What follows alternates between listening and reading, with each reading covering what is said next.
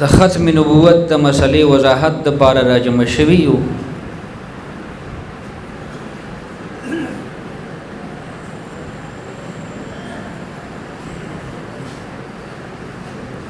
دا د بې بنیاده نبیانو او د دروغجنو کذابو مدعیانو د نبوت سلسله د اوس نه ده شروع، نه ده 100 کاله 50 کاله مخکې نه شروع ده. دا د نبی پاک علیه السلام د هغه دور نه شروع ده چې کله نبی پاک صلی الله علیه وسلم دی دنیا کی تشریف فرماو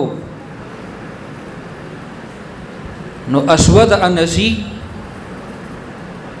دا د یمن یو کذابو هغه وخت کې د نبی پاک صلی الله علیه وسلم په موجودیت کې د نبوت دعوه وکړه. بیا چې کله نبی پاک صلی الله علیه وسلم د دې دنیا نه رحلت وکړو، د دې دنیا نه تشریف یوړو، پرده شو،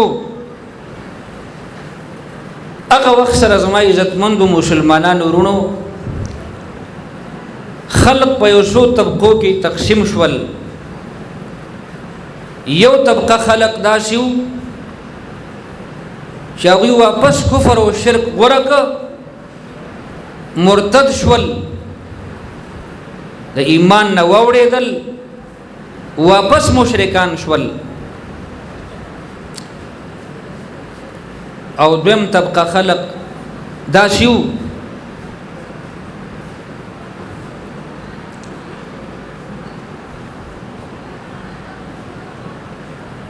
چې هغوی د نبوت دعوې وکړي،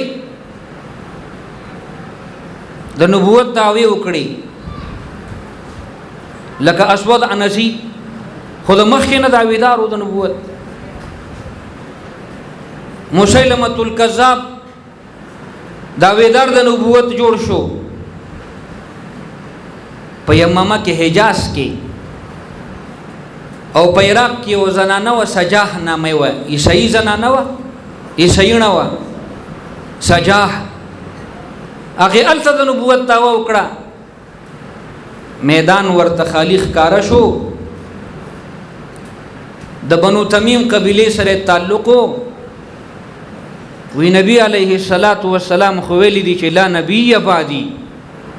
زمانه رستو به سړی نبی نبی، لا نبیته خو نه دی ویلی، لا نبیته بعدی چې زمانه رستو به زنانه نبی نی، لا نبی بعدی فرمایلی دی. نو لہذا د سړو د نبوت نفی حضور پاک علیه السلام کړی دا، او د زنانو د نبوت نفی نه ده کړی. نو زه نبی یم.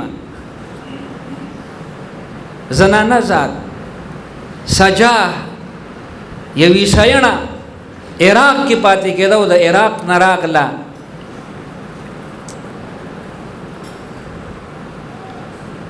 بیا چې کله حالات وکتل چې حالات سخت شول، خالد ابن ولید رضی الله تعالی عنہ، ابو بکر صدیق رضی الله تعالی عنہ په حکم باندې د دوی خلاف جهاد شروع کا، جنگونه شروع شول. او وخت په وخت باغه چې کوم دنو مخ کې تلل، بیا د مسیلمة الکذاب سره سمجوته وکړه، او مسیلمة الکذاب باندې د خپل ځان د پاره او د خپل متبعینو د پاره څه ټیکس مقرر کا، بس خپل نبوت خرڅ ک په مسیلمة الکذاب باندې. بعض روایتو کې راځي واده مور سره وک درې مدات زنانه و چې د نبوت دعوه وکړه. او سلورم د بنو اسد قبیله او کسو طلیحه اسدی نامه و، طلیحه اسدی، هغه د نبوت دعوه وکړه. خو بیا هغه باندې الله رب العزت د فضل او کرم احسانو کا اخره کې بیا ایمان راوړي، مسلمان شوی دی. طلیحه اسدی دغه وخت سره چې کله د دوی خلاف جهادونه شروع شول، جنگونه شروع شول، نو دی او تختید شام ته لاړ. طلیحه اسدی بیا وروستو ایمان راوړی.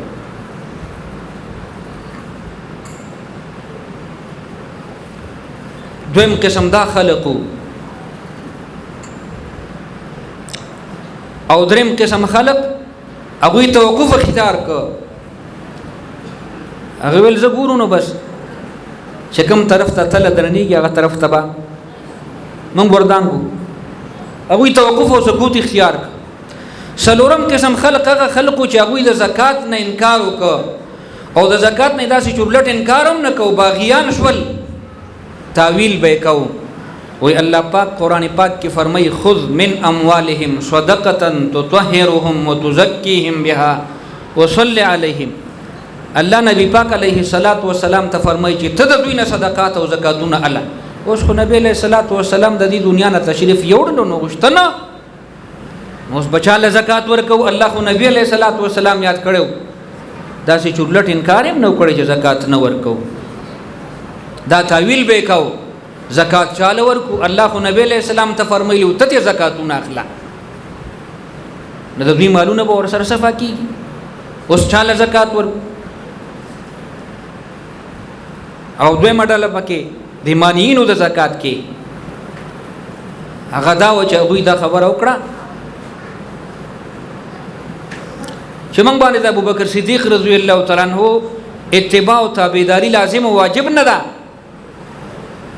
د نبی علیه الصلاۃ والسلام تشریف وړلو سره بس موږ آزاد شو زموږ په خاطر چې څه کوو زکات ورکولو ته تیار شوي وو خپلو سردارانو منع کړل روایاتو کې مالک ابن نویره نامه راځي د حدیثو کتابونو کې سیاستو کې مالک ابن نویره د دوی سردارو هغه منع کړل نه بس منع شول دا باغیانو د دوی خلاف ابو بکر صدیق رضی الله تعالی عنہ د جهاد اعلان وکړ او د دوی متعلق ور سره د ابو بکر عمر فاروق رضی الله تعالی عنہ اختلاف او ابتدا کې بیا وروسته شرح صدر وشو او بیا ور سره خبرو منله پنځم قسم هغه خوش نصیب او خوش قسمت خلقو چې هغوی مخلص پاتې شول په خپل ایمان باندې ثابت قدم پاتې شول الله رب العزت هغوی له استقامت ورکړ او بیا یو کال د دې مرتدینو خلاف د مانعینو د زکات خلاف د مدعیانو د نبوت خلاف یو کال جنگونه او جهادونه کړي یو کال اسود انسی چې نبی علیه الصلاۃ والسلام د دې دنیا نه تشریف یوړلو او اسود انسی د یمن گورنر د نبی پاک علیه الصلاۃ والسلام مقرر شوه گورنر چې پیغمبر علیه السلام په خپل مقرر کړو شهر ابن بازام نام یو شهر ابن بازام ای قتل کای شهید کا داغه بیبی وا عزاز نام یو او هغه سره په زور نکاح وکړه د ظالم اسود انسی او بیا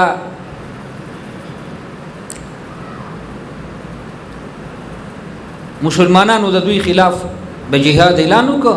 ځکه نبی علیه الصلاۃ والسلام دا فرمایلیو چې په هر مسلمان باندې دا لازم ده چې دا ظالم قتل کی بس مسلمان شهید گورنر چې کومه بیبي و عزاز رضی الله تعالی عنها هغه د په قتل کې ډیر زیات مدد او امداد وکړ ډیر زیات مدد او امداد وکړ فیروز رضی الله تعالی عنہ فیروز دیلمی رضی الله تعالی عنہ هغه ځان ورسو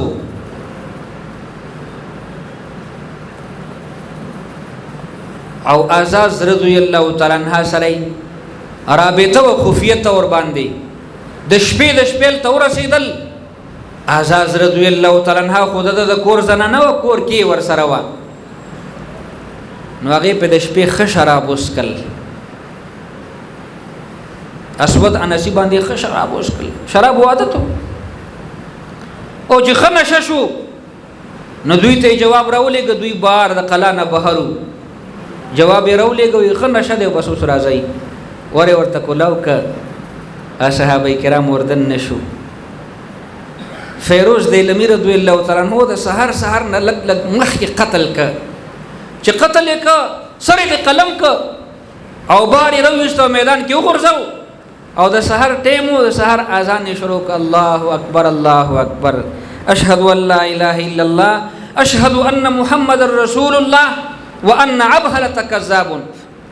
اسود عن شيخ بلنا مع عبهله عبهله اشهد ان محمد رسول الله وان عبهله كذاب ای باقاعده سحر اذان وک دلته نبی پاک علیه الصلاۃ والسلام ته الله رب العزت جبرئیل امین راولېګا اور ته استاد سر لوی دشمن اخو فیروز دیلمی قتل کا نبی پاک علیه الصلاۃ والسلام د سحر په منځ کې اعلان وکمن نه بعد ای فرمایل فاز فیروز فاز فیروز فیروز کامیاب شو فیروز کامیاب شو صحابه کرام زما عزت مندو خپل ځانونو ته ندي کتلی خپل اولادونو ته ندي کتلی خپل مالونو خپل کورونو بال بچو بچو ته ندي کتلی سخت قبول کړی دا مرګ قبول کړی دی شهادت ته غاړه ایښې ده او د نبی علیه الصلاۃ والسلام د نبوت دشمنانو سره دغه حساب جهادونه کړی دي دا ظالم قتل ک بیا دغه حساب د ابوبکر صدیق رضی الله تعالی عنہ په دور خلافت کې د مسیلمه الکذاب غټ دروغجن مسیلمه داغه خلاف جهاد شوه دی جهاد شوه دی باقاعده څنګه چې مرتدینو سره جهادونه شوي دي د مرتدینو سره نور مرتدینو سره مانینو د زکات سره یو کال پورې دوی سره جنگونه شوي دي او د یو کال کې تقریبا 60,000 افراد قتل شوي وفات شوي دي 60,000 کسان قتل شوي د دواړو جانبونو 70,000 کسان نبی پاک علیه الصلاۃ والسلام چې کله مدینه منوره ته تشریف راوړو دیار لسکاله په مدینه منوره کې تیر کړی دي د جهاد حکم فرض شو په دې لسو کالو کې حضور پاک علیه الصلاۃ والسلام درې اتیا جنگونه کړی دي جهادونه او غزوی کړي درې اتیا غزوی او سریه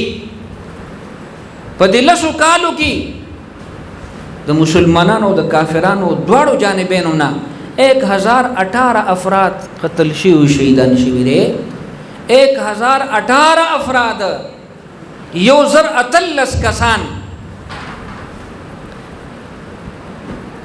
259 مسلمانان صحابه کرام شهیدان شوي حیران پشه په دې لس کال کې 259 او 759 کافران مردار شوي دي لس کال جهادونو کې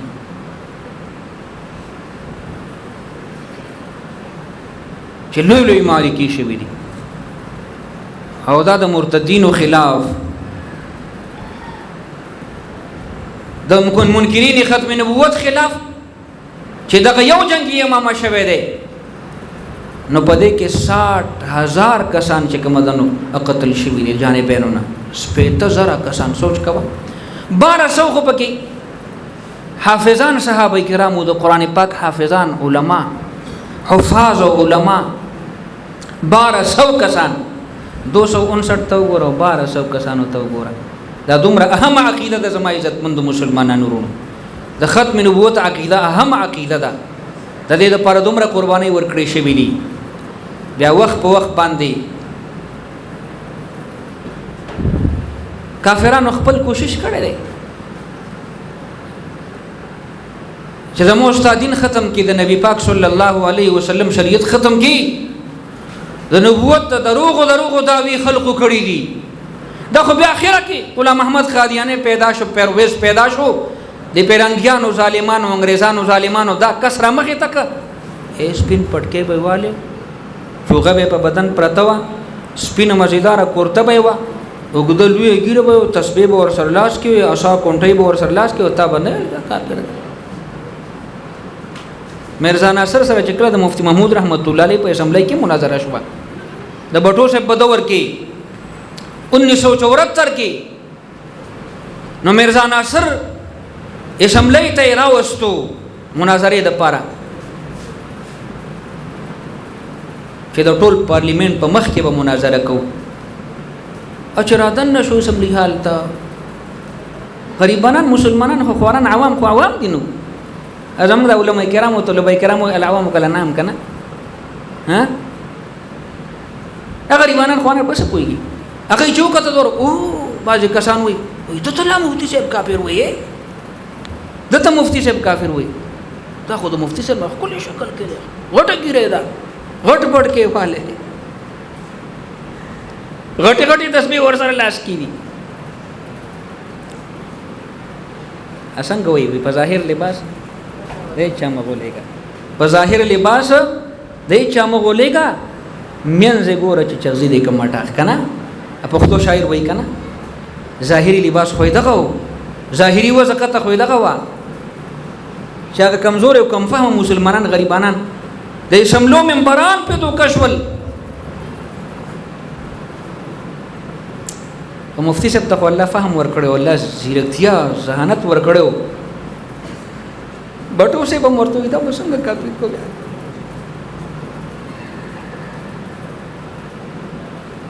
مفتی محمود رحمت الله علیه وې دنه تاسو کوي چې دا اسمبلی کې چې کوم کسان ناشته ودی کې څومره کسان دي یا بار څومره کسان دي ستانو بوته پیغمبري نه مني اسنګ دي دا حکم څه دی وای کافر دي چې کله ویل چې دا کافر دی بیا ښا مونږ کافر یو نه بیا ټول دا خلاف راجم شول. بهر حال دا یو اهم عقیده د زما عزت مند مسلمانانو دا ډاکوان داخلو د نبوت جوټه داویداران دا وخت په وخت باندې زموستا ازمیخت او امتحان علی ګوري چې مسلمانانو کې څومره مینه پاتې شوې ده د حضور پاک علیه الصلاۃ والسلام سره الحمدلله څومره چې دوی زیات کوشش کوي چې زموستا د مسلمان د بچی دړنه د نبی پاک علیه الصلاۃ والسلام مینه وکاږي محبت وکاږي او عمر زیات محبت پیدا کیږي الحمدلله. او سمو ورېدل کنه د نات خوان محمد احمد رور نظم کې مو ورېدل کنه دا د عشق خبره ده. تاسو سپوږمۍ ته شین ګمبد خضرا ته ګورو شین ګمبد ته ګورو زه ټول شپه ستارانه ته ګورم دا د عشق خبره ده دا د محبت خبره ده. شاید د خپل عشق اظهار کوي او د خپل مینه او د خپل محبت اظهار کوي زه ټول شپه سپوږمۍ رڼا ته ګورم او ته د پاک علیه الصلاۃ والسلام شین ګمبد ته ګوره دا غیب مینه باندې به ستارانه ته ګورم ټول شپه به شو ګورم. زمونږ استادو د بچون الحمدلله دوی د نبی پاک علیه الصلاۃ والسلام محبت کو نیست الحمدلله ورځ ته ورځ سیوا کیږي. الله پاک دې دغه حساب ثبات او استقامت مونږ تاسو ته نصیب وګرځي. زما عزتمند مسلمانانو ورونو دا دومره اهم او مهمه عقیده ده. مفتی شفیع رحمت الله علیه کتاب لیکل دی په دې موضوع باندې ختم نبوت نامه ده والی ځان لکه ختم نبوت نامه ده کتاب نامه ده ختم نبوت. یو سل آیتونه د نبی پاک علیه الصلاۃ والسلام د نبوت متعلق را جمع کړي یعنی په یو سل آیتونو باندې د نبی علیه الصلاۃ والسلام ختم نبوت ثابت کړي دي. او ختم نبوت معنا خاتم النبیین معنا آخر النبیین ده آخر النبیین چې د اخرانه نبی له ودن وروسته بل نبی نوې پیغمبر څوک جوړي کې بنا عیسی علیه السلام برازي خو عیسی علیه السلام خو دغه مخ کې پیغمبر جوړ شوی دی.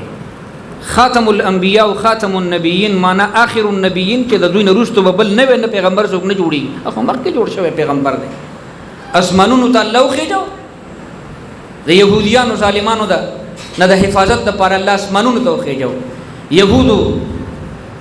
د عیسایانو دعوه ده اوس د مسلمان خلاف په يهوديانو باندې دعوه ده اوس پر مسلمان خلاف دواړه یو شی دي څنګه چې نبی پاک علیه الصلاۃ والسلام فرمایلی الکفر ملت واحده کفر ټول یو ملت یو دین دی. خیر خیر صحیح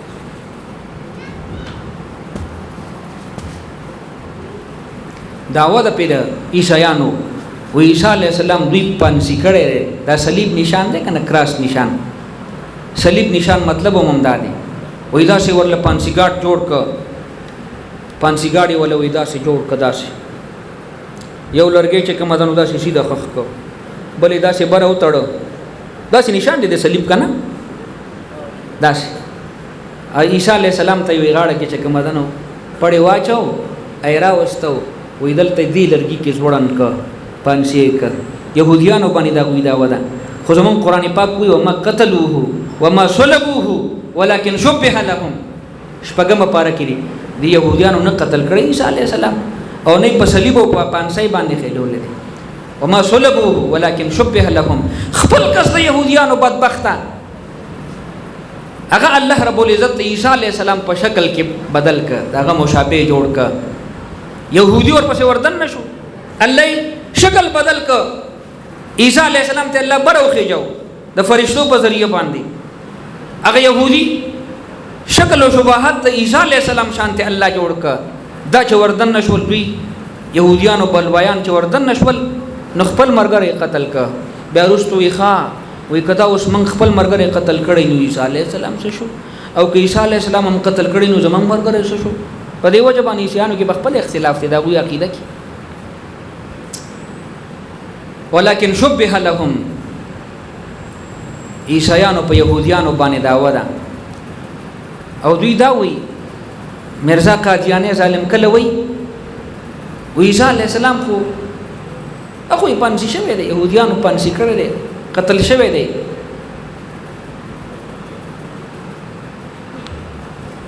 کله دا وی چې تاسو وایي چې عیسی علیه السلام په آخر دور کې او په آخره زمانہ کې به اسمان نه راکوزيږي هغه زم مسیحي موعود ما ځان یادي ګاډي وډي وای کله یو څه وای کله بل څه وای په یو خبره نه ودرېږي ها وای دروغجن را حافظه نه باشد کنه فارسی زبان کې دا شب متل او مقوله ده دروغجن حافظ دلته یو څه وای بل څه کې بل څه وای بل څه کې بل څه وای خپل خبرې کې مخکینه خبرې ته هېري کله یو څه وای کله بل څه وای دروغجن نه کنه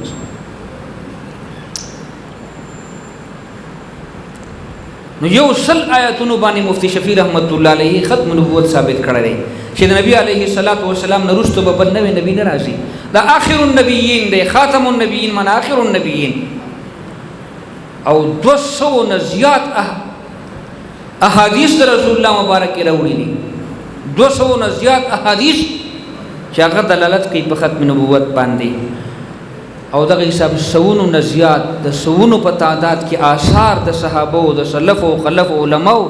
آثار اقوال را نقل کړي دي پکې سونو تعداد کې 200 نزيات احادیث سره ختم نبوت ثابت کړي سلو آیاتونو سره د نبی عليه الصلاه والسلام ختم نبوت ثابت کړي او دا دومره اهم عقیده ده زموږ د مشران فقهای کرام وایي کې یو بنده نه څوک تاسو کې مسلمان نه چې نبی عليه الصلاه والسلام نرستو بل نبی راځي بل نبی راتلو ولا شتنه پیغمبر سوکشتا او دی وای ما ته پته نشتا وای د ایمان نخلاص شو تا ته څنګه پته نشتا ته څنګه مسلمانې تا ته دا پته نشتا چې زمونږ د پیغمبر علیه الصلاۃ والسلام نرستو بل نبی پیغمبر نه راځي وای ما ته پته نشتا د ایمان نخلاص شو دومره اهم او مهمه عقیده د زما عزتمند مسلمانانو ورونو ما آیت تلاوت ک قرآن پاک کې 2 پارہ کې الله پاک فرمایي دا یو آیت دا غسلو آیتونو نه ما كان محمد نبا احد من رجالكم ولكن رسول الله وخاتم النبيين محمد صلی الله علیه وسلم تاسو په سړو کې د چا پلار نه دی رجال لفظ ذکر ک څوک دا نه وای چې ولی ځامن خوښته کنه قاسم طیب طاهر او ابراهیم څلور ځامنو د حضور پاک علیه الصلاۃ والسلام خو ماشومانو ماشوموالی کې وفات شوی رجال جمع درجل خو سړی ته وي تاسو سړو کې د چا پلار نه لري ولکن رسول الله لیکن رسول د الله دی وخاتم النبیین واخر النبیین دی ها اخر النبیین دی د ظالم سره چې د علماء مقابله او بحثونه پښول مناظره پښوي نو د بیا تعویلونه کول یو ځای کې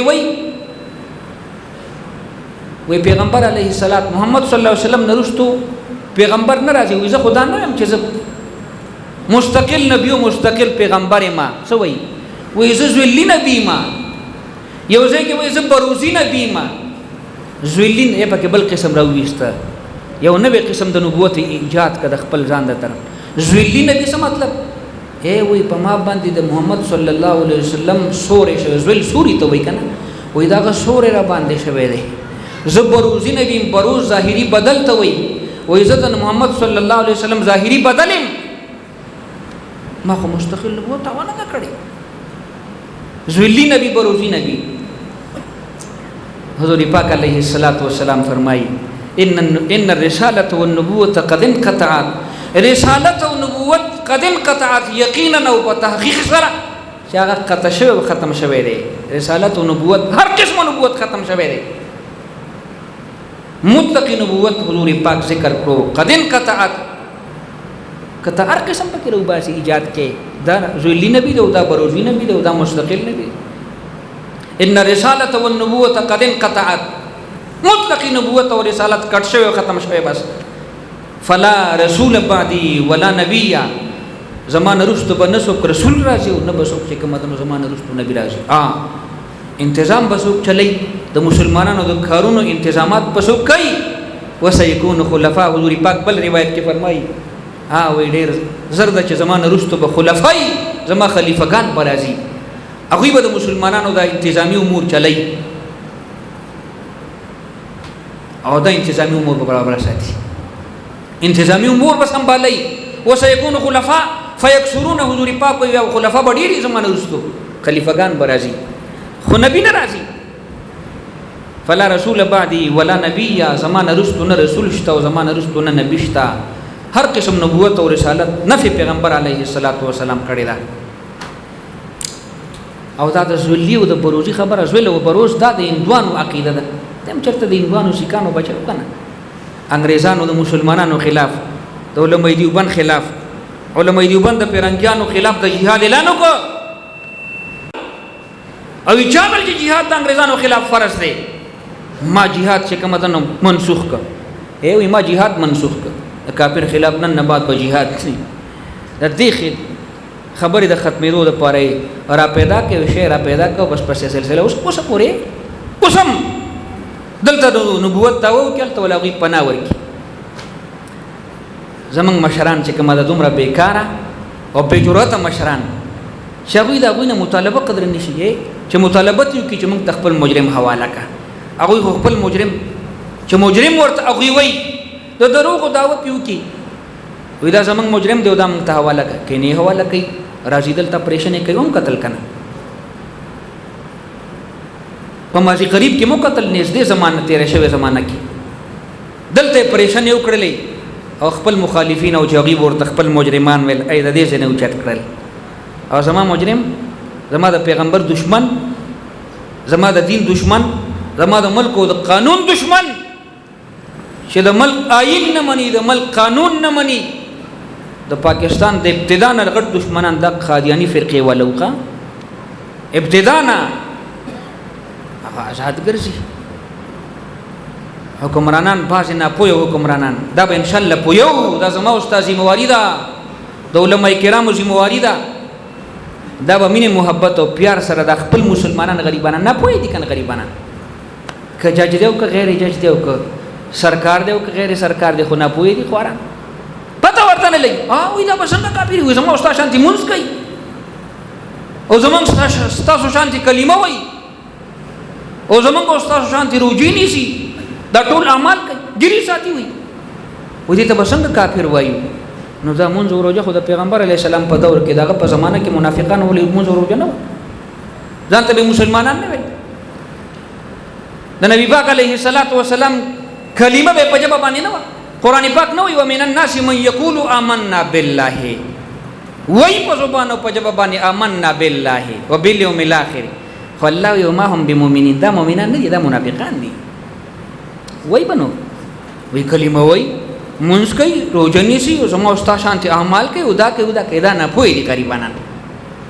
چې وسړی لخ اے مولوی صاحبانو طالب علمانو ورونو چې وسړی لا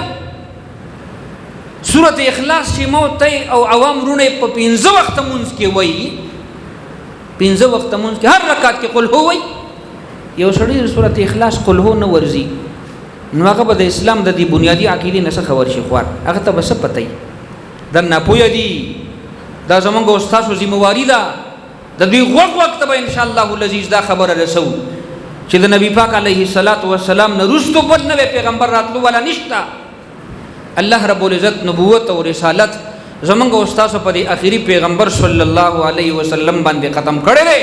حضور پاک وی د بخاری روایت ته وی زما مثال او د نور انبیاء مثال وی غد محل شانته دی، محل ټول مکمل جوړ دی او دې محل کې یو وخت کم ده او ټول نظار راځي، نندارو والا نظارو والا راځي او دې محل باندې چکر لګوي. څومره کل محل دی، خو افسوس او کاش یو وخت پکې کم ده، وخت پکې نیمګړی ده. وی هغه وخت زې مزومه وی الله غ د نبوت ولا محل په ما باندې د انبیاء او د نبوت ولا محل په ما باندې پورا کړ. حضور پاک وی هغه اخیری وخت زېما چې د نبیانو په سلسله کې کم وا او د نبوت د محل او د عظیم امارت ور سره الله پورا کړ. هغه زېما ز حضور پاک علیه الصلاۃ والسلام نرستو پیغمبر ناراض نو دا به پویو ان شاء الله. دا زمونږ استاد ذمہ واری ده. بیا زما عزتمند مسلمانانو روح دی، ملک او قانون دی، وین دی، حکومت دی او سرکار دی چې ته رسول الله مبارک د دشمنانو خلاف راپورته کیږي. نو ګورې دا ته چرتم شریعت اجازه نه درکړي چې ته یو طرف ته خداغه خلاف आवाज اوچته بل طرف ته بیا خپل مسلمان رور ته نقصان رسي، خپل املاکو ته نقصان او تاوان رسي. چرته گاڑی وسوځوا، چرته هوټل لور ورته کا، چرته دکان لور ورته کا، لوټ مار شروع کا. دا تا ته اجازه نه درکې شریعت او دین زما عزت مندو. پورا من احتجاجونه به د خلکو خلاف کو، پورا من طریقې سره به احتجاج کو، پورا من طریقې سره به د تحریک مخکې بوزو او د خپل مشرانو اډر او حکم ته هر وخت هغه ته ان شاء الله سترګې ساتو، نظر به ساتو. موږ ته مشران کم حکم کوي، زموږ استادو مرکزی مشران شته، صوبایي قائدین مشران شته، زموږ استادو د صوبایي د دې صوبي امیر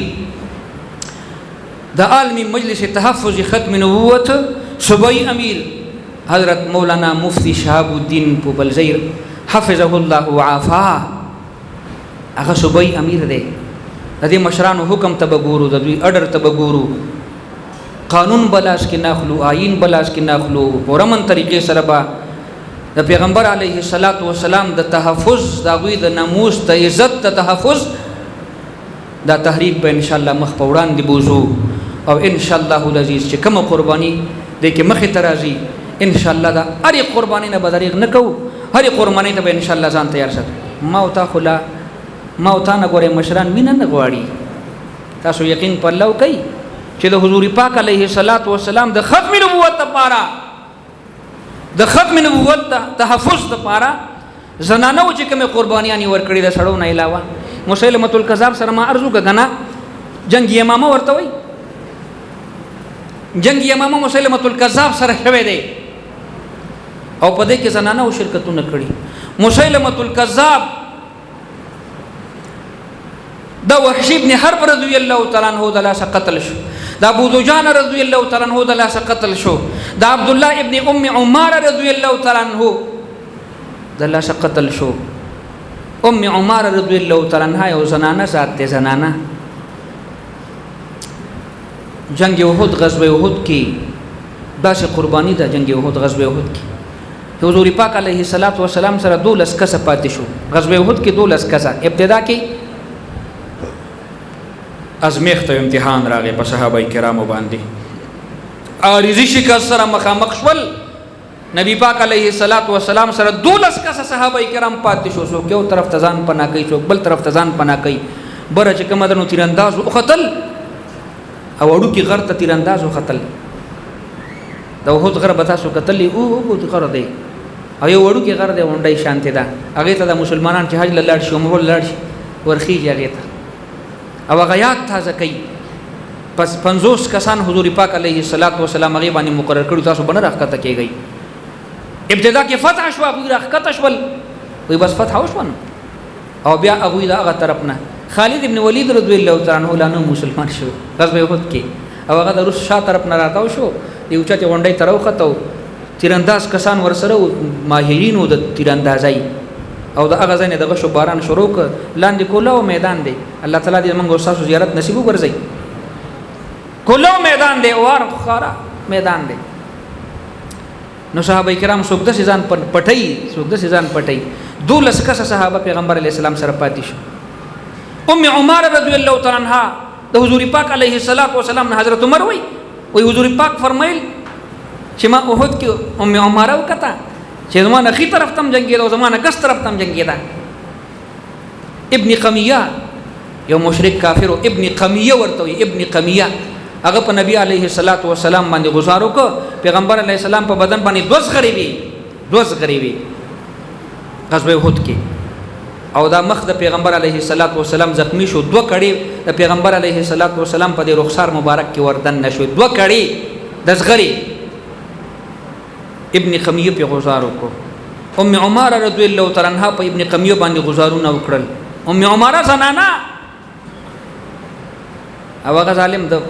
رستون راتاو شو په پټه باندې راتاو شو ام عماره باندې گزارو کو نو دلته په وګه باندې ولګید ام عماره زخمی شو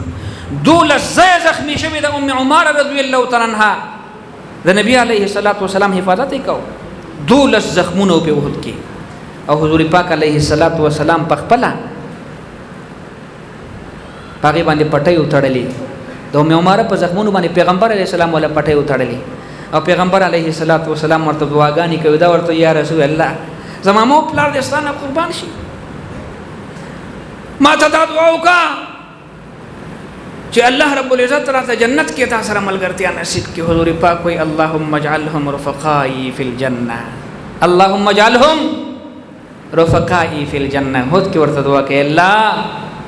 دا د دې خاوند او د دې سامان خدای زما په جنت کې زما رفیقان او مرګري جوړ کړي نو مې عمر ورته سوې یا رسول الله ما ابالي ما اصابني من الدنيا ما ابالي ما اصابني من الدنيا اوس زما هیڅ پروا نشته چې ما ته څه قسمه مصیبت په دې دنیا کې رسیږي زما هیڅ پروا نشته رسیږي بس او هی مقصد په آخرت هم خراب نشي ام عماره رضی الله تعالی عنها ام عماره بیا د وحود وروسته غزوه حنین کې غزوه خیبر کې او په حدیبیه کې د ټولو مقاماتو کې حضور پاک علیه الصلاۃ والسلام سره ورسره وا او جنگیدل د کافرانو مشرکانو خلاف او مسیلمه الکذاب سره د ابوبکر صدیق په دور خلافت کې جنگ یمامه کې شریک وا جنگ یمامه کې د مسیلمه الکذاب خلاف jihad او جنگ کې شریک وا نو قلا کې محصور شو مسیلمه الکذاب د نبوت تاوی وا نو چاوله خپل مقتدیانو کې کنه او د خپل متبعینو کې ورته کسوي او یو ماشوم ورته راوست بیا خو معجزې ښکارا کوي ته خو معجزې ښکارا کوي زما دا بچي د ماشوم بچي ول راوسته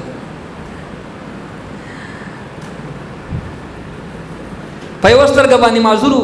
وې دله د لګدم کا چې الله پاکي جوړ کی ته پیغمبر معجزه ښکارا کا نو هغه ول پاغه رندستر غبانی لاس راخ کنو هغه روغ استر کې نظر املاړ زمونږ د شرکایت شرح د نبراس ورته وي طالبانو علماء ته پته ده نبراس خلاف عادت کارونه خارق العادت کارونه یادې ودی په دې وو خلاف عادت او خارق العادت کارونه کې یو خرق عادت کار یادې وې دا اهانت ته وي لکه ور معجزه شو او کرامت شو سحر شو استدراج شو مثلا معونت شو او اهانت شو وو خرق عادت خارق عادت کارونه یادې خلاف عام عادت نه خلافي یو پکې اهانت یادې اهانت کې بیان ابراس والا مثال کې دا پیش کړي مسیلمه الکذاب ته ویرا واست ما شو مویدله دوا وکاو لاس ولا راکاګه چې دا سترګې الله روغه کې هغه چې ولا پاغه خراب سترګې باندې لاس راخ کاغه روغ سترګې هم بند شو منحوس پیر سره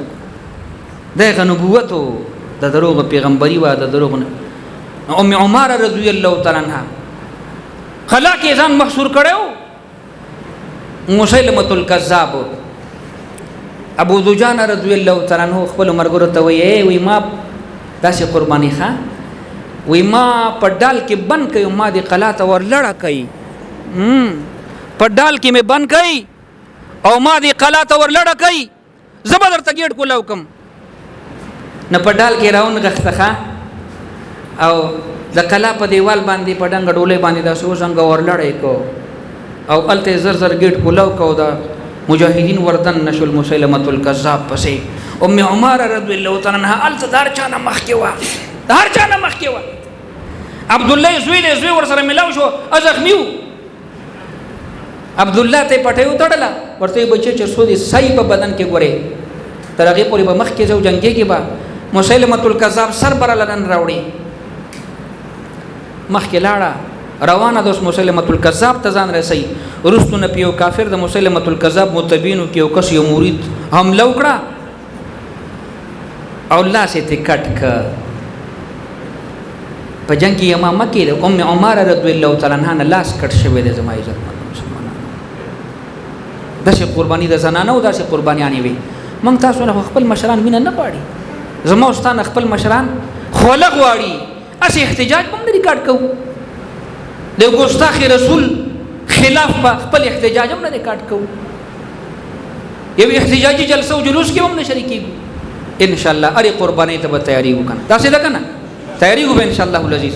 الله دې امتحان او ازمېخت نه راولي حضور پاک وې دا مو وایا چې الله په ما امتحان راولا الا زما ایمان ګوردا مو وایا انسان کمزور دی الله دې مونږ تاسو د امتحاناتو نه وساتي خو ان شاء الله العزيز د نبی پاک علیه الصلاۃ والسلام د ناموس او د عزت تحفظ لپاره چې کومه قرباني مخې ته راځي ان شاء الله لبیک ورته وایو او په دل او جان سره به ان شاء الله غي ته تیار یو د خپل مشرانو په دعوت او په وینا باندې په حکم او order باندې به لبیک ان شاء الله وایو او غي ته به تیار یو خو د ما ارزو کده آئین او د قانون د لاندې ښا الله تعالی دې موږ تاسو ته توفیق نصیب وګرځي او الله پاک دې زموږ او تاسو د مجلس خپل دربار کې قبول او منظور کړي